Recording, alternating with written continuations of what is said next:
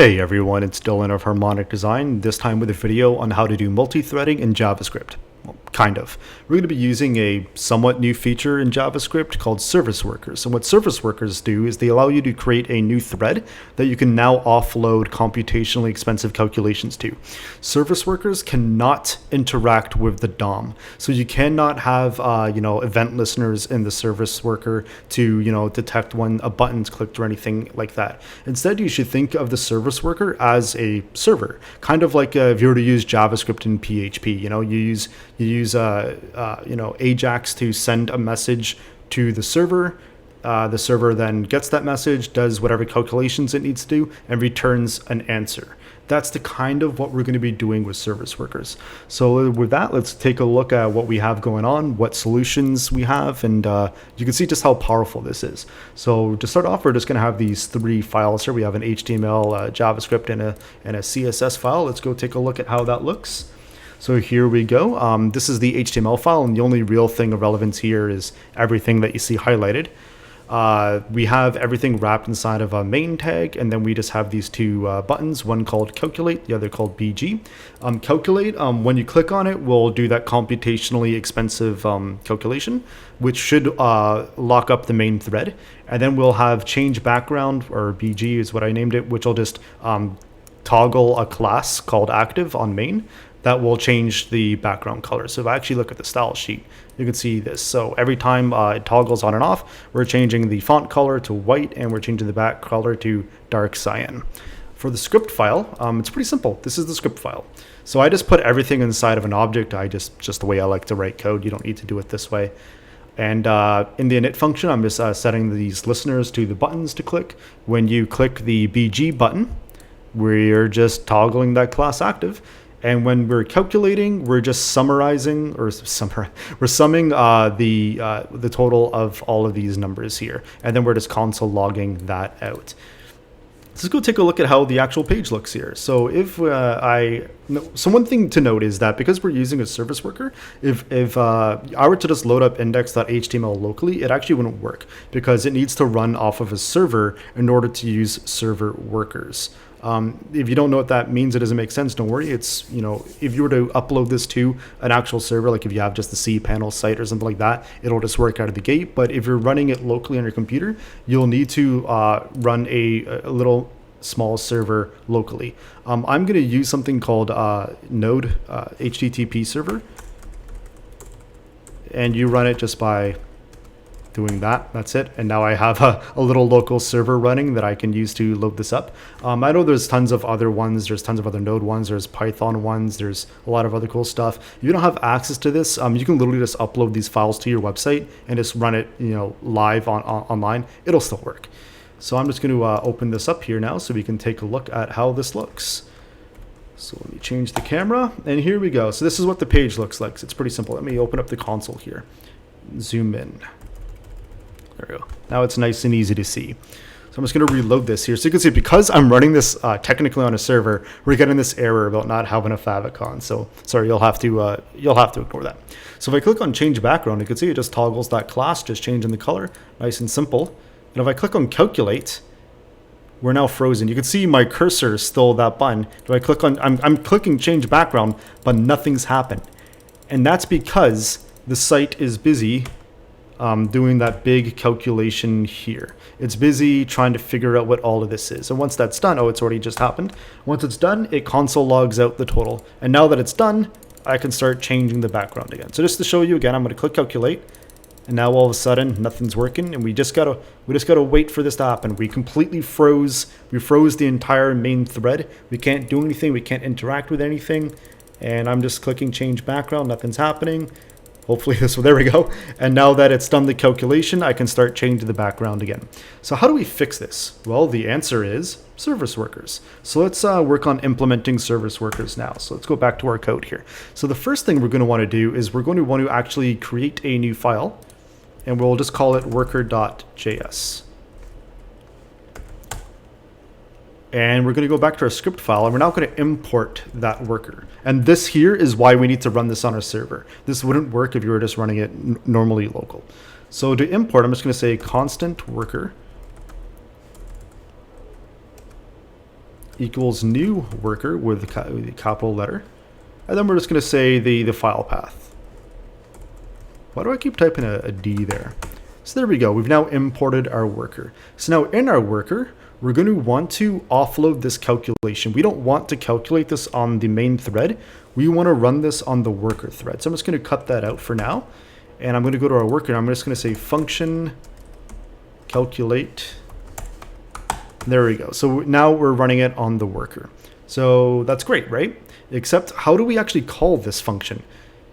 I can't just I can't call this directly from worker. I can't just do, well, I mean, I could do that, but it's better to do, like I said earlier, kind of think of it like Ajax. Think of worker.js as being the server and script.js as being the client. So instead of, just calling it, trying to call it directly, instead we'll use something called onMessage and postMessage in order to transfer information back and forward. So for instance, what I'm going to do here is I'm going to say, well, first let's actually go back to our worker class and let's do this. Let's say onMessage events. We'll say console.log message received from main thread. So this is how we'll know that it worked. So anytime we send a message to our worker, this console should happen. So now what we're going to do is we're going to say here, we're going to go here, we're going to say worker.post. Why do I keep typing a D? Worker.post message. And we're just going to type in some junk data for now. I just typed in some junk data. So let's go back to our worker thread here. Let's reload the page. And I'm going to click calculate. And we can see message received from main thread. Great. So if we go back here, we'll see that I actually sent some just random junk data here. How do we actually pick that data up from the worker? Well, let's console log out the environment here, the environment variable, and you'll see that this is our environment event, and you'll actually see all the data that gets sent. And what we're particularly looking for is actually event.console. Did I spell console wrong? Oh, I just typed console.log. Come on, Dylan, you big dummy. So let's try that again, and we can see that we get this full event here. And what we're looking for is actually event.data. So here we go, event.data. And you can see that's the data that we sent. And this is really powerful. So let's go take a look back at our code here, and let's do something like this. So what I'm going to do is I'm actually going to send an object instead.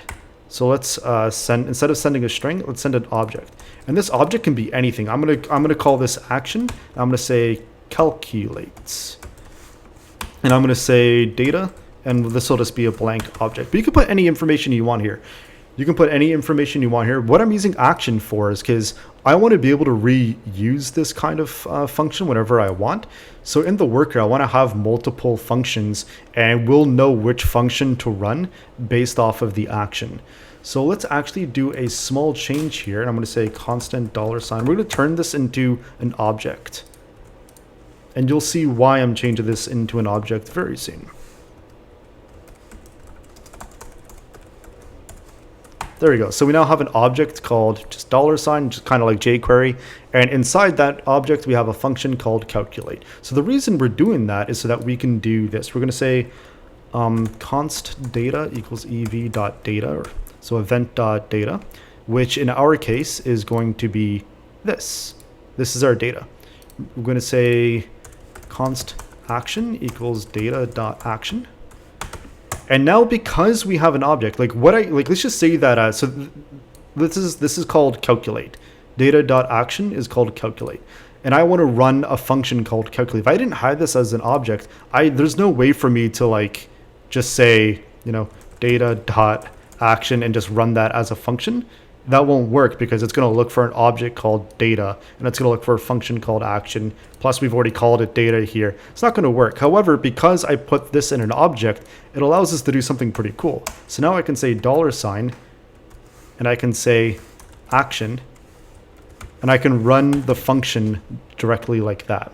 So now what's cool is because of this, if I were to go back here and I could have as many functions as I want, all I need to do is change the name of the action and it will change whatever function runs here. In our case, for this example, we only have one function, but this is a really cool way to extend it to make it much more reusable, cleaner, smaller code. So here we are, we're running this, and let's say const res for result equals whatever the result of this. So instead of console logging out, we'll actually return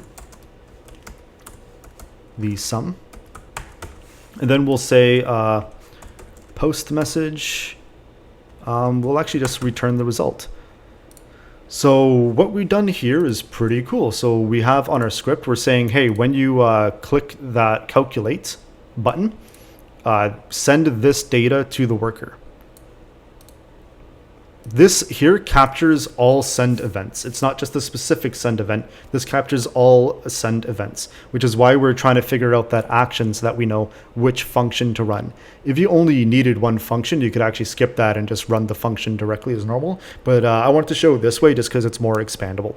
So inside here, we're running the function, getting the result, and we're now going to send the result of that back to the script. So how do we do this? We say worker dot on message, just like before, right? And we're basically just copying this. We're just basically copying this exact thing, on message.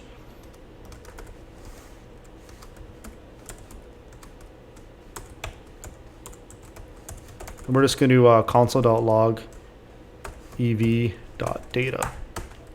So let's go take a look and see how this works. As long as I'm not a big dummy, this should actually work perfectly out of the gate. So let's go refresh the page. So I can change the background. If I click calculate, it says message received from main thread. And look, I can still change the background. But here's the thing, as long as I didn't screw up, it should still be doing those calculations in the background, and it should console log the result of that once it, there we go, see that? So it did all that calculation there in the background on the second thread without blocking the main thread, allowing everything to still be perfectly interactable. And that is the power of using service workers. The main downside to this is that in the service worker, I can't manipulate the DOM in any way. It's only useful for stuff like that. So like I said, you want to kind of treat it like a server client issue. Like if you had a website and you need to send data to the server using Ajax, you wouldn't expect the PHP side of the server to be able to manipulate the DOM. It doesn't have that. It doesn't have access to do that, right? You use JavaScript to do that. So kind of in the same way that you use Ajax and PHP, my advice is to think of it in those same terms. That will kind of make it clear on what you can and can't do. So any situation where you need to do a lot of computation or a lot of math, and that will slow down the main thread, just offload it onto the service worker. That way any other interaction on the page still works. For instance, clicking other buttons, or maybe the mobile navigation, or if you have any scrolling animations, or whatever the case may be, you don't want to lock up the thread to do that math. And that's basically it. I hope you learned something. Have a good one.